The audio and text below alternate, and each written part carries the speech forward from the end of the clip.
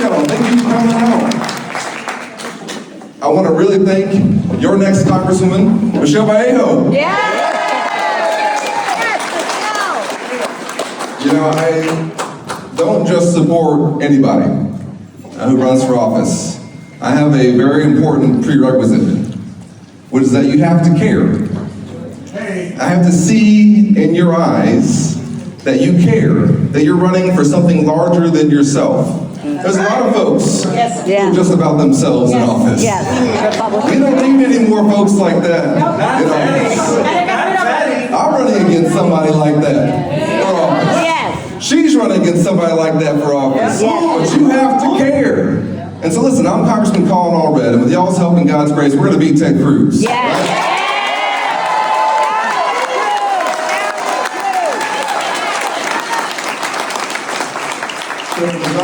Thank you so much for your great work here. You know, listen, my family's story starts about 60 miles east of here at Brownsville, Texas. That's where my family's from. My grandfather was a customs officer in Brownsville. That's where my mom and my aunt were born and raised. That's where I spent a lot of my childhood visiting my grandmother. When I come to the valley, I don't come down here to be on safari. Y'all know what that means? Ted Cruz comes down here on safari. He goes over to Cancun. But he comes down here on safari. You know what a safari is? It's where you put on your outdoor clothes, and you get your binoculars, and you go see the sights. And then you leave. Because you don't have any responsibility there. You're just seeing the sights. That's how Ted Cruz uses South Texas.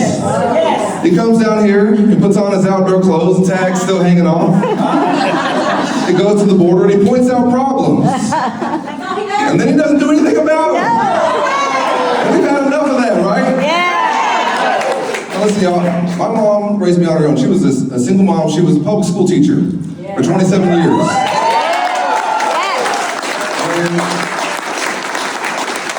We don't pay our teachers enough. So I relied on my community. I went to good public schools in Dallas. I had teachers and coaches who poured themselves into me. I had a local YMCA where I went so much they started letting me come for free. That's why I'm standing in front of you. I'm just an ordinary Texan who was given a chance by Texas.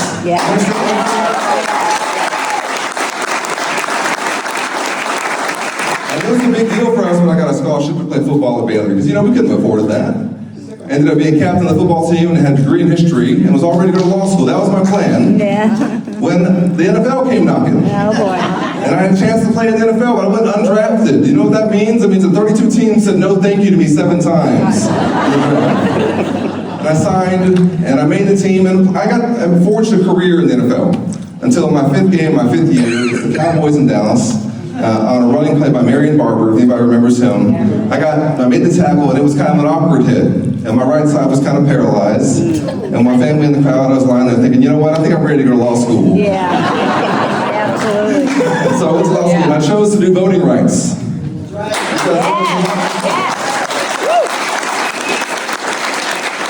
was a line in the Supreme Court ruling that spoke to me. It said the right to vote was preservative of other rights.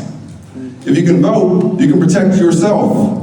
You can preserve your rights. You can vote for candidates of your choosing, ballot initiatives, local candidates. But if you can't vote in our democracy, you're defenseless. That's right. And what was happening here in Texas was an ongoing and targeted attempt to make it harder for certain Texans to vote. And I thought that was so wrong. I thought it was un-American. I also thought it was un-Texan. It was a Texan who passed the Voting Rights Act in the first place, and President Lyndon Baines Johnson. That's who we really are. I had a chance to serve in the Obama administration, and then, just like a lot of y'all,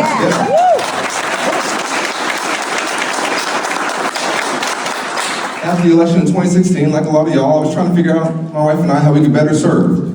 And there was a congressman in the district in Dallas, where I was born and raised, who I thought didn't reflect the community that I knew. The problem was he'd been there 22 years. He was the chairman of the Rules Committee. He'd been unopposed in the previous election, and nobody thought he could be beaten. I thought, well, I think I can beat him. No one else really thought that. I remember when all the pundits and the experts said that we couldn't do it. I remember when 6 weeks out, 538 gave me a 10% chance to win. This might sound familiar from a show, because folks on the outside don't know us here in Texas. They don't know sometimes that things can change quickly in Texas. Just like if you don't like the weather, they say, wait a second, right? Well, if you don't like who's representing you, you can do something about it. You don't have to be embarrassed by your senator. You can get a new one, right? Thank you.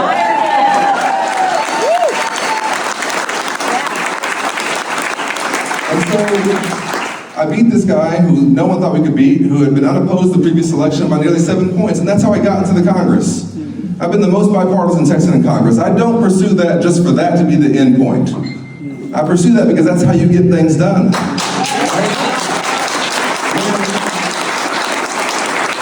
I think about the single moms out there like my mom, who are working 1 or 2 jobs, who I know are thinking, I hope my elected officials are working as hard as I am. I hope they're rolling up their sleeves and doing everything they can, because I know I'm doing everything I can. There are heroes in this room who walked in here having worked a hard day's work, maybe having taken care of your kids, who are the pillars of your community. You're the ones who people in your family look to.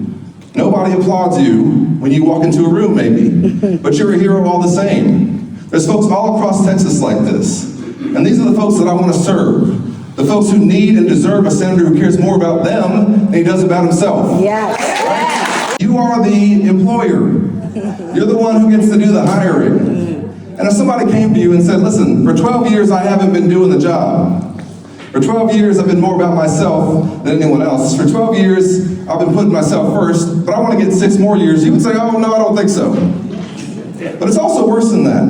What we're dealing with in Texas here, and I'm a 4th-generation Texan, is that we've had an attack on freedom in our state. Freedom is under attack here. It's under attack when a woman can't make her own health care decisions about her body. It's under attack when you go into your doctor's office and you have these important conversations with your doctor. My wife and I have had 2 boys in Dallas in the last 5 years. You hold your breath at these appointments. You don't know what they're going to say. Oh yeah, I go to every ultrasound, every genetic test, and they put the little ultrasound thing up on there and say, oh, it's a boy. I don't see anything. What do you mean, you know? All you want to hear is that everything looks okay. That's all you want to hear. Every parent here is nodding because you know exactly what I'm saying. What you don't want to hear is there's a problem. But if you do hear that, the only words you want to hear next is, and here's the plan. Yeah, you can help. Here's how we're going to make sure you're okay. But all across Texas, Texas women and families are not hearing that right now. Yeah, right. They're hearing there's a problem. And there's nothing I can do to help you. You have to leave our state if you want to get the care you need. Or you're going to have maybe some horrific consequences because I can't treat you. And more than any other Texan, Ted Cruz is singularly responsible for this abortion ban in our state. Yes. This is his ban. It's on him. Because he put the judges on the district courts, on the circuit courts, and on the Supreme Court who did this. Because at the state level, he backed the legislators who then voted for this, for our state laws, because he called for these things, because he celebrated them. He wants to go further. He wants to make things like IVF and certain forms of birth control illegal. And if you think they're not coming for birth control next, you are fooling yourself. That's right. He is responsible for why we're in this situation. Handmaid's Tale. There's a story I want to tell you really quickly about a woman named Lauren Miller. She's an 8th-generation Texan. She lives a couple streets over from me in Dallas. I didn't even know we had 8 generations of Texans. I know some of y'all might be. But Lauren, she's an 8th-generation Texan, and she was already a mom. And she got pregnant with twins. And one of the twins wasn't going to make it. And it was killing her and the other baby. And the hospital I was born in Dallas, Presbyterian Hospital, her doctor threw up his hands and said, you have to leave the state. And so as sick as she was, and she was very sick, she barely made it through security at Love Field without throwing up. And she had to go to another state to get the care that this 8th-generation Texan should have gotten right here. But because she got that care, the other baby was born, and I know him. Or like Kate Cox, who was the mother of 2, had a much wanted 3rd pregnancy. She had to go to the emergency room 4 times. Her doctor said she needed a medically necessary abortion. And her state said, if you do this, we're going to prosecute you. And your doctor and your hospital. And so Kate had to leave our state. But you know what? Kate's pregnant again. And you know what? She's due in January. Just in time to see me beat Ted Cruz. Let me tell you something. My grandfather passed away before I was born. I was raised by my mom, her sister, my aunt, and my grandmother. 3 strong Texas women. I'll tell you, there's one thing I know for sure. It's that you don't mess with Texas women. You don't do it. And when you do, you're going to lose your job. Right? If when 30 million Texans are freezing in the dark, Oh my you decide that's a good time to go on vacation in Cancun, you gotta lose your job, because I know what y'all would do. I know what y'all would do. You would spring into action when your neighbor needs help. Imagine if you had the awesome privilege of representing all of us, and a statewide storm took out the power all across the state, and folks were dying from bringing generators into their homes, and they were burning their fence posts to keep warm. And you thought, you know what, I wonder if the Ritz-Carlton has a good deal right now in Cancun. You wouldn't think that. Because you know why? You're not Ted Cruz. Because you care. You care about something other than yourself. That's the prerequisite, folks. That's what Michelle has. That's what I want to bring for our state. We have to have somebody who cares about all of us. That's the first thing you have to do. So then you can be a part of solving the issues that we have. Then you can be a part of leading us to where we have to go. But the first thing you have to do is care. And if you don't, you gotta lose your job. Yes. And you know, if you are responsible for leading the effort to overturn an American presidential election, as Ted Cruz was on January 6th, as it wasn't just Donald Trump. Ted Cruz was the architect in the Senate. Yeah. And I remember when the mob came to the doors, and I texted my wife, whatever happens, I love you, and she was 7 months pregnant, because when you're the only former NFL linebacker in the room, everybody's looking at you when the mob's there, like, what you gonna do, Colin? And I thought, well, I've got to hold this door while my colleagues escape. At the same time,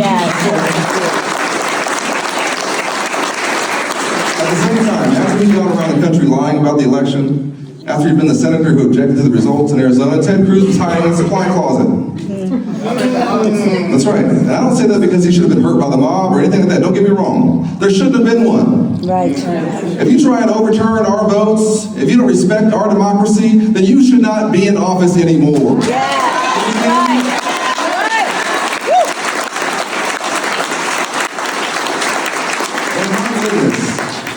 You know, listen, I come from folks who worked hard their whole lives. They looked forward to knowing at some point that these earned benefits that they paid into, Medicare and Social Security, would be there for them. Yes. As they've been paying into them, although we have to fix it for teachers in Texas. Yes. That's something we're gonna do. But if you think, if you go around saying to folks for years that Social Security is a Ponzi scheme, that we should privatize it, that we should extend the retirement age, that we should cut Medicare, if we try and cap the cost of insulin at $35 a month and you say no, we try and cap the cost of out-of-pocket costs at $2,000 a year and you say no, we try and make sure we're gonna cover all of your vaccines and you say no, we try and make sure that Medicare for the first time in its history can negotiate drug prices to save billions of dollars for y'all, then you have to lose your job because you don't respect working people. They have worked long and hard to do something. So you know what? This is what we got to do. We got 62 days, folks. I played defense my whole career. I tell my kids when they ask, because they're little, what I did, I say, my job was to put people on the ground, okay? And that's the most basic breakdown I can give it to them. And I said, play defense my whole career, but you know what? We're going on offense now. We got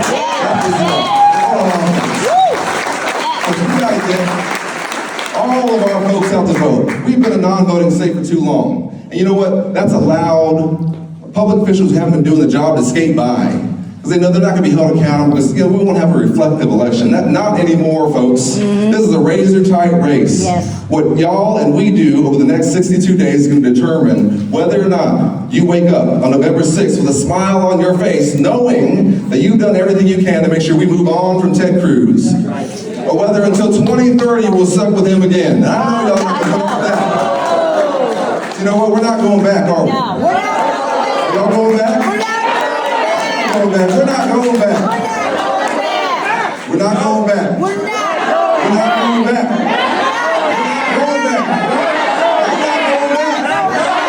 We're not going back. That's what we're going to do together, folks, because you're going to sit down on November 5th and turn on your TV, and you're going to see on the TV, you're going to have Steve Karnacki or someone like that at a board. With all 254 of our counties out there. And he's going to say, the valley's coming in.